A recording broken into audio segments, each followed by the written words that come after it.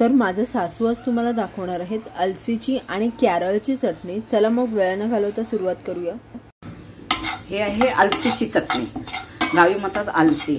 जसं हे मुलांना सर्दी झाली आणि कधी जास्त ताप आली, सर्दी झाली ना, तर हे अलसी गरम करतात, अजवान गरम करून आहे ना एक पोटली कपड्याची करून मुलांना शेक देतात, खूपच छान असते। पण हे गरम असते, तर हे प्रेग्नेंट बाई नाही खायची, प्रेग्नेन्सीमध्ये नाही चलत, पण नॉर्मल खाऊ शकतात। हे पण अलसी आहे ना खूप छान लागते। चटणी याची मी बनवत आहे, तुम्हाला दाखवते। ह्याला स्लो गॅसवर आपण भाजून घ्यायची, उडते ही आपल्याला स्लो गॅसवर भाजून घ्यायची आहे।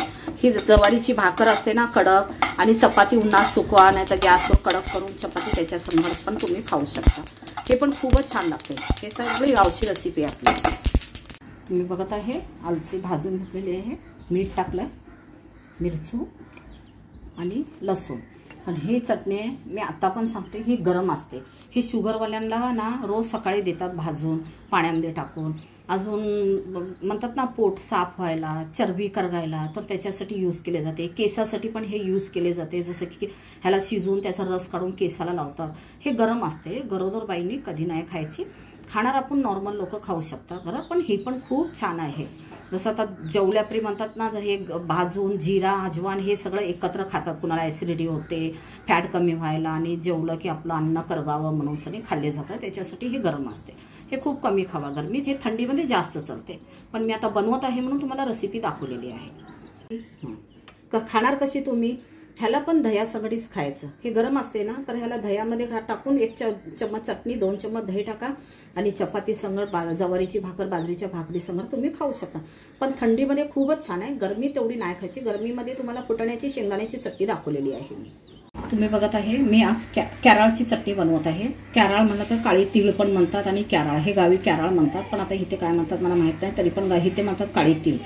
काळी तीळ 2 प्रकारची असते, एक सफेद एक काळी, ह्याला पण काळी तीळ म्हणतात। तर मी ह्याला भाजून घेणार आहे, आणि संगत लसूण आहे। मी लसणाची छिलके नाही काढले, तुम्ही म्हणत असाल बिना छिलक्याने कशी काय बनवते, खूपच टेस्ट येणार, तुम्ही ट्राय करा।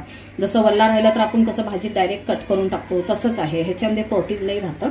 मीठ टाकत आहे आणि मिरची। चला आपण सुरुवात करूया। ह्याला मी आता भाजून घेत आहे। हे पण भाजत्यापरी उडते, तर भाजत्यापरी जसं उडायला लागला ना, तर आपण ह्याला असं कव्हर करायचं आणि स्लो गॅस करायचं, आणि 1-2, 3-3 सेकंडला आपण फिरवत जायचं ह्याला। हे बघताय ना आपली भाजून झालेली आहे। आता मी ह्याला मिक्सरच्या भांड्यात टाकणार आहे।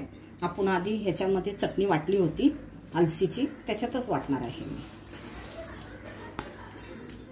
मीठ टाकणार आहे चवीनुसार, मिरचू, आणि हे राहिला आपला लसूण। चला सुरुवात करूया वाटायची।